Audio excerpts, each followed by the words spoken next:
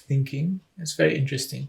Yeah. What I don't agree with, let's get into the interesting. This is the third section, which is when he kind of tries to concretize what he's talking about through an example, right? Through a practical example. And the example he cites is these fiber pavilions, which are designed at the University of Stuttgart by ICD and ITKE, Achim Menges, and also Jan Knippers from the engineering side.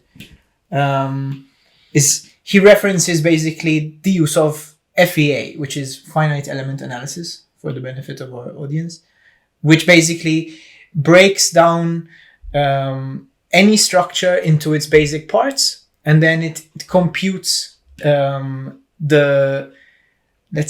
behavior of every element within the grander scheme of the structure. It's like representing a large element with a set of almost nodes and surfaces, like basically finite elements that you can then and I think more easily compute. For the purpose of these fiber structures, so what ICD does, primarily, at least one of its core topics, the other being timber construction, I would say, is the development of these robotically coreless wound filament structures using spools of carbon and glass fiber to wind custom-made components, which are extremely lightweight, and the orientation of the fibers is typically tailor-prepared for receiving loads in specific directions, let's say. And I think this, more importantly, I guess, hints towards this new way of making structures which are much more efficient, sustainable, and so on.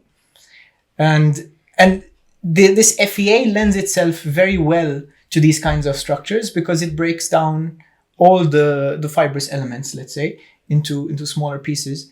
And he references, however, this idea of how the FEA analysis computes one solution, or at least many solutions, but it gives one solution, including the various others that have also failed. Mm-hmm. So one success case and many.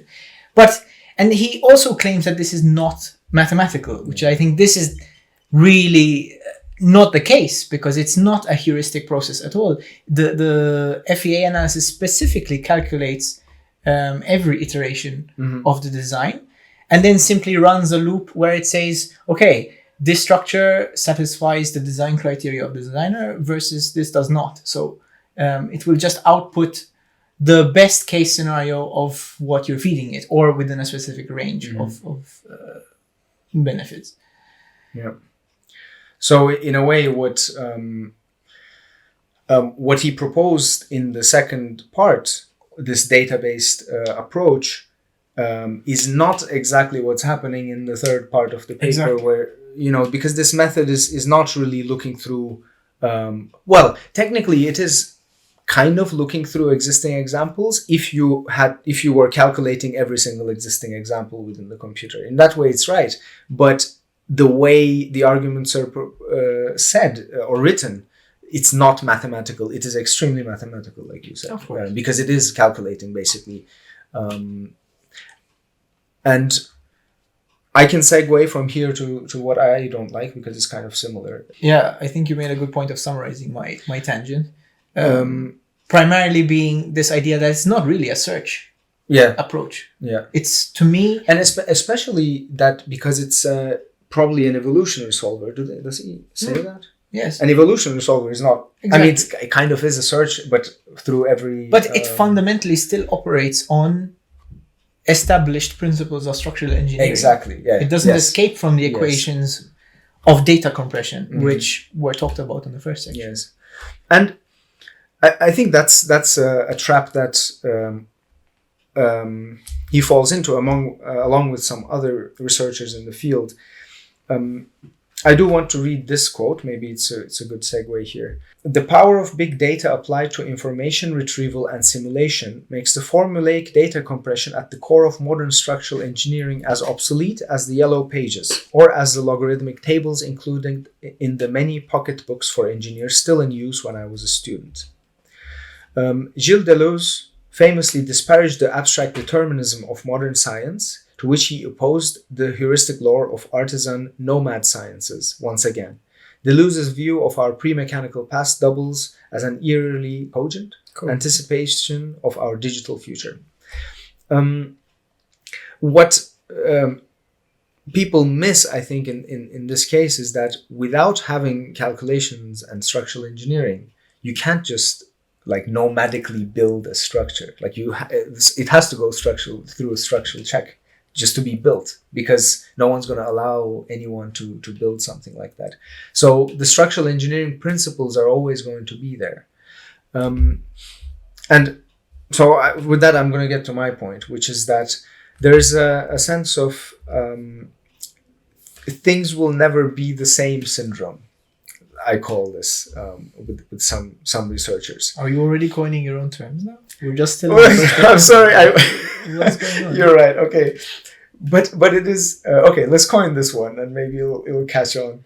Here, I will read another quote. Consider the method of modern and positivistic science, the science we all studied at school. Experiments are performed, as many as possible, their results compared, and from these results, by generalization and abstraction, scientists infer regular patterns and distill some causal laws, the most powerful being the most general. And then later on, he goes on to say, this process, this scientific philosophy is obsolete. We will no longer need this anymore. And the issue is, things in science don't really work that way. Like for everything, even to do a search algorithm, you need these mathematical principles. Calculus cannot be obsolete because you need calculus to do AI. And you need FEA, which is basically literally using these formulas that have been coming through these experiments. So you can't just do, here I'm searching, and a lot of architectural texts seem to imply that in the sciences there are eras, and we are at the end of one era, and now we are doing something different, and everything else is obsolete. Which is, when studying science, we never had that feeling. Everything built up on each other. You have to learn calculus, which will help you do the next thing, which will help you do, for example, AI. But even that, it's based on mathematics. Without mathematics, you can't do anything. That's maybe a little bit of an issue that I have with this text. That's my little rant. I mean, it's kind of understandable that we kind of have a bit of insight in this field, at least personally, because we've been involved in design processes that use this kind of approach. Not so much the search function per se, but like this new way of digital designing, right, with robots and softwares. And I guess the whole scope of it is to always bring this idea of making and the design thinking closer together.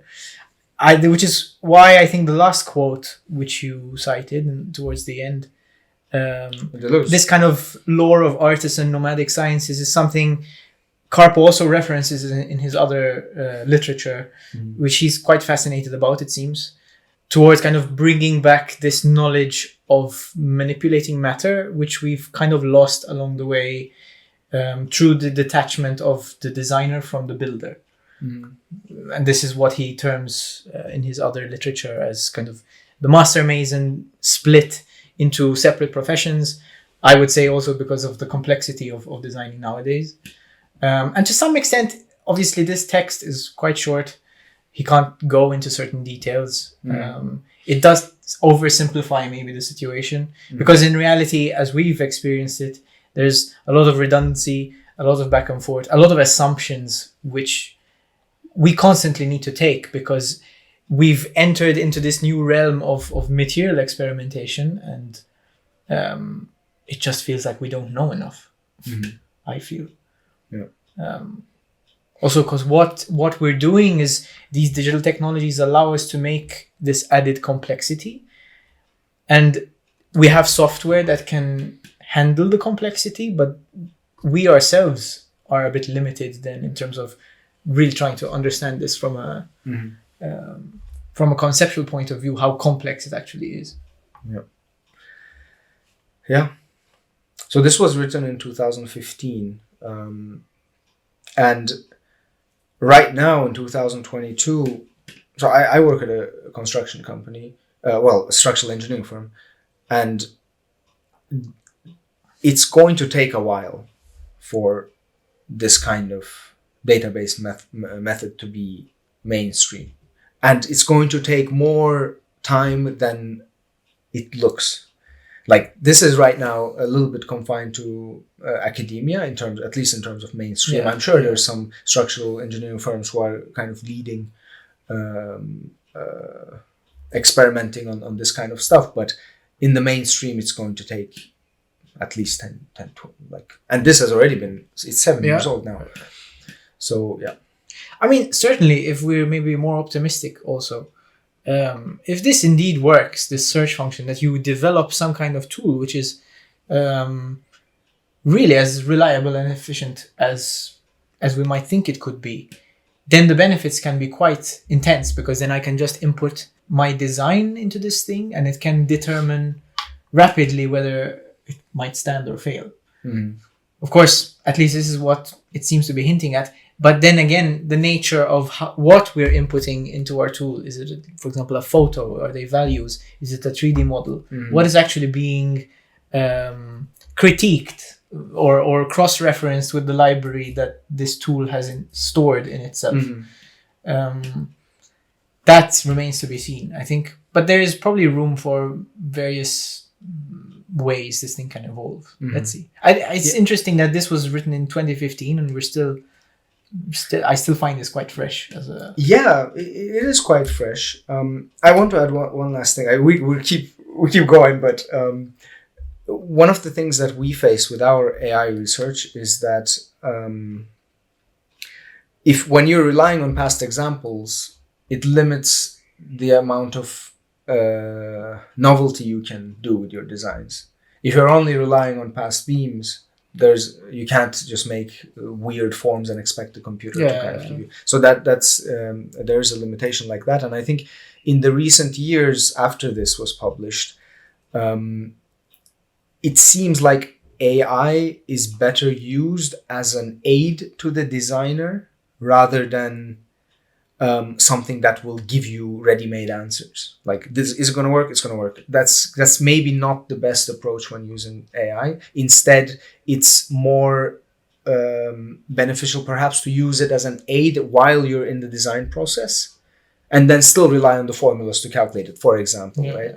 So back then, I think these questions had not been explored as much. Right now, there's a lot more research going on about the way AI. I mean, on that note, maybe moving away from structural engineering and more on like the design side of architecture, I find relevant the project DALL-E 2, which is right now kind of agglomerating millions of images from the internet, right? And converting then what is essentially a text-based input. So I describe what I want, like a panda wearing a tutu or an avocado chair. It's crazy, right? That it can generate stuff like that. And exactly, there is really this kind of mishmashing together. And this is also from a like psychological point, an interesting, what we call conceptual blending technique, which usually brings together, for example, two random things. I think what I find super fascinating about something like that is how quickly you can generate ideas, how cheap the process is, computationally at least. Because I think that's truly a search-based approach, I would say.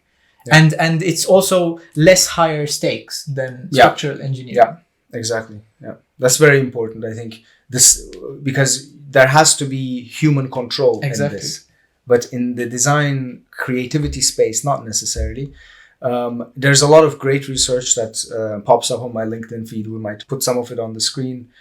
I can think of a few names, but maybe I don't know if we can name drop researchers. Okay, so rating time. Okay. We had to put the glasses on, but I have mine on. Wait, let's synchronize this, okay? Okay, 1, 2. What were categories again? So right now we have 2 categories. We'll see if we add a third one later on. Okay. The first one is how compelling the paper is? What do you think? I think it's very compelling. I always like Carpo's writing, to be honest. It's very interesting. His storytelling is very interesting. He's an art historian. I think that's his official title. I'll give it an 8, maybe. Yeah, 8. Pretty high, actually. I remember you being more critical off camera. Well, the second rating is about how scientific it is. That's where I'm gonna go low. So I'm hoping that I can give a fair review. I'll give this text a 9. Okay. I find it quite compelling, and especially it's 2015, and still we're sort of blending into this space, this discussion space that he kind of put forward. And I must admit, I never really thought about this idea of data compression much, like he's saying. It was quite new for me to read this. So the second thing is how scientific it is. Now, there, it's slightly problematic, I think. I mean, I think it's very misleading, the paper. For a simple example is the logarithm part, where he's talking about how logarithms are now obsolete. Yeah. Right? We use logarithms every day in science. Yes, I know we don't use it as a form of data compression anymore, but they're like an essential part of everyday mathematics for an engineer, right? That's one thing. The part about the FEA, like how FEA is not mathematical. Yeah, the search part of it is perhaps not mathematical, but you're basically doing a calculation. Like you said, every time you're running this thing, and you are always relying on 16th, 17th, 18th century mathematics for anything you do. Yeah. You can't, and it's plain not accurate. I think from what was your score again? Oh, I mean, this is the first one we're doing, so I'm a bit. I'll give it a 3 to have some space for lower ranking papers. A 3. Damn. Okay. Because you never know. Maybe someone comes along and gets a 0. Okay. So I need to have some. Okay. No, fine. I'll give this a 6. And the reason is because I really think when Carpo's writing in a way that it reflects his view as a historian, like he's critically reflecting on the development of things, on the state of things, I think that's in my opinion, that is when he is most compelling to me. I know we already passed this bullet point from before, but it also lends itself to him being typically more influential in that regard. I find then, like we said, when it came to the example, also like you mentioned, there it kind of starts to weaken a bit. I don't know if it's because obviously he's not, even though he must have read so much literature on these things, we might be a bit more critical because we were in the field firsthand, and we kind of know the ins and outs from a practical point of view, which it always feels like such a person would be looking from the outside in. I would agree with you, except that every engineer knows FEA is mathematical. You can be inside, you can be outside. So, okay, yes, fine. Then, I mean, specifically about these examples and about the evolutionary solving and the process, okay. But, Yeah, like, fair. And this his text in the discrete AD is also like this, and that's actually when I had a real problem with him. Okay, I'll stick with my 6. You stick to your 3. Yes. Let's go like this. The goal of the paper is not to be scientific anyway. Yeah, exactly. I would say that's a good point. Yeah. Okay. That's a good point. Is there a third one? Was it controversial? Controversial. Oh, that's a good one. Okay. Maybe we can have a novelty / controversial. No, it's not. Screw it. Okay. All right. I think that's it for today. Well, see you next time. No, it doesn't. It's not as natural. You didn't interrupt me. I think it was fine. Okay, fine. Then next time we'll do it better. Okay.